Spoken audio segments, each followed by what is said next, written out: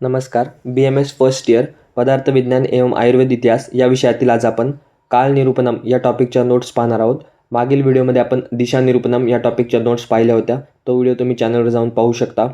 आज या व्हिडिओमध्ये आपण काल निरूपणम या टॉपिकच्या नोट्स पाहणार आहोत.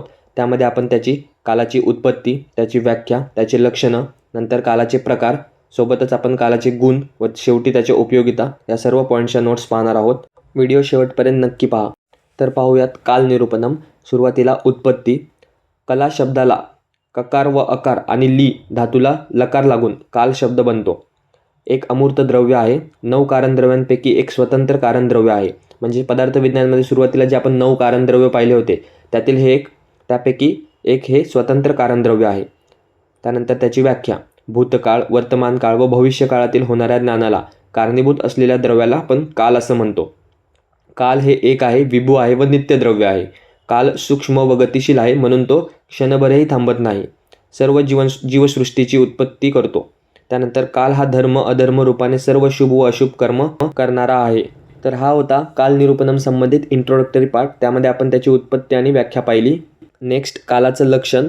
अल्प आयुषी होण्याचे ज्ञान, एकाच वेळी वेळाने व लवकर हे काळाचे लक्षण आहे. त्यानंतर बाल्य अवस्था, युवा अवस्था व वृद्ध अवस्था यांच्यातील वेळेचे फरक दाखवणारा काळच आहे. त्यानंतर कालाने परत्व व अपरत्व दर्शविले जाते. स्वरूप. काल हा एक आहे, विभू आहे, नित्य, अनादी आणि अनंत आहे. सर्व कार्याची उत्पत्ती, स्थिती व विनाशाचे निमित्त आहे. तर हे होतं कालाचं लक्षण आणि स्वरूप. हे जे छोटे छोटे टॉपिक्स आहेत, काल, दिशा, हे सर्व तुम्ही व्यवस्थित स्टडी करा, कारण ते तुम्हाला सेपरेट SAQ सुद्धा विचारला जाऊ शकतो व LAQ देखील विचारण्याचे चान्सेस आहेत. त्यामुळे ते व्यवस्थित स्टडी करा. नेक्स्ट आहे कालाचे प्रकार. चरक विमानस्थान अध्याय 1 नुसार कालाचे 2 प्रकार सांगितलेले आहेत. एक आहे आवस्थिक काल आणि दुसरा आहे नित्यक काल. आवस्थिक काल म्हणजे काय, तर विकाराची अपेक्षा करतो. उदाहरणार्थ बाल्यावस्था, तरुणावस्था, वृद्धावस्था. आणि नित्यक काल म्हणजे काय, तर ऋतुसाम्याची अपेक्षा करतो. उदाहरणार्थ क्षण, दिवस, वर्ष असं. त्यानंतर चरक विमानस्थान अध्याय 8 नुसार कालाचे परत 2 प्रकार सांगितलेले आहेत. त्यामध्ये संवत्सर आणि आतुरावस्था. म्हणजे विमानस्थान अध्याय 1 नुसार 2 प्रकार कोणते, आवस्थिक आणि नित्यक. आणि विमानस्थान अध्याय 8 नुसार कोणते, संवत्सर आणि आतुरावस्था. एवढं तुम्ही नीट लक्षात ठेवा. आता जे आपण नोट्समध्ये पाहिलं ते तुम्हाला इथे टेबल फॉर्मॅटमध्ये दिसत असेल. खूप सुंदर चार्ट आहे. हा जर तुम्ही मेमोराईज केला तर तुम्हाला जे मागे आपण थेअरी पाहिली ती तुम्हाला लगेच समजून जाईल. तर सुरुवातीला पहा कालाचे भेद. तर 2 होते, नित्यक आणि आवस्थिक. नित्यकमध्ये मास, ऋतू, मास म्हणजे महिना आणि ऋतू. त्यानंतर अवस्थिकमध्ये बाल्य अवस्था, तरुणावस्था, वृद्धावस्था. वृद्धावस्थामध्ये परत 2, काल आणि अकाल. आणि इकडे नित्यकमध्ये मास, ऋतू, संवत्सर. संवत्सरमध्ये 2, उत्तरायण आणि दक्षिणायन. उत्तरायणमध्ये 3 ऋतू येतात, शिशिर, वसंत, ग्रीष्म. आणि दक्षिणायनमध्ये 3 येतात, वर्षा, शरद, हेमंत. तर हा होता कालभेदाचा एक सिंपल चार्ट. एवढा जरी तुम्हाला समजला तर तुम्ही त्याचे प्रकार लिहू शकता. त्यानंतर नेक्स्ट आहे कालाचे गुण. कालाचे 5 गुण आहेत. जसं आपण दिशाचे 5 गुण पाहिले होते तसंच कालाचे सुद्धा 5 गुण आहेत. संख्या, पृथकत्व, परिमाण, संयोग आणि विभाग. संख्या म्हणजे काय, तर कालात एकच संख्या आहे. त्यानंतर पृथकत्व, इतर द्रव्य व पदार्थ यांच्याहून गुणकर्मही वेगळेपणा आहे. त्यानंतर परिमाण, काल विभू आहे व त्याचे महत् परिमाण आहे. संयोग, ऋतुसंधी होत असताना येणाऱ्या ऋतूशी संयोग होतो आणि भविष्यकाळाशी संयोग होत असतो.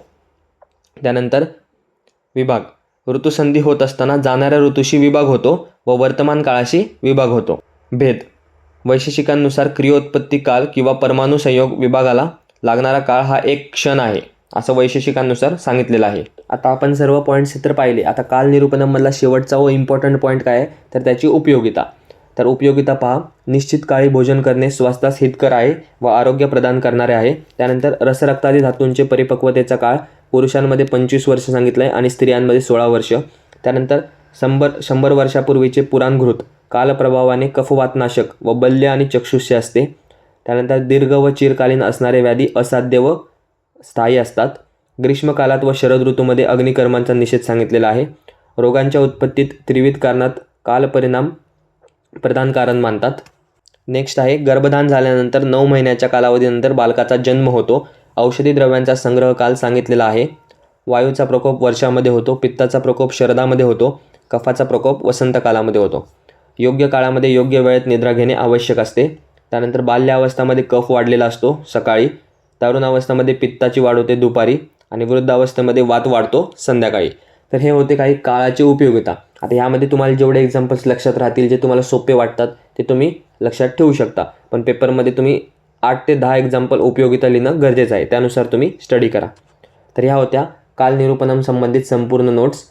असेच जर तुम्हाला इतर व्हिडिओसुद्धा पदार्थविज्ञानचे हवे असतील तर तुम्ही नक्कीच कमेंट करा.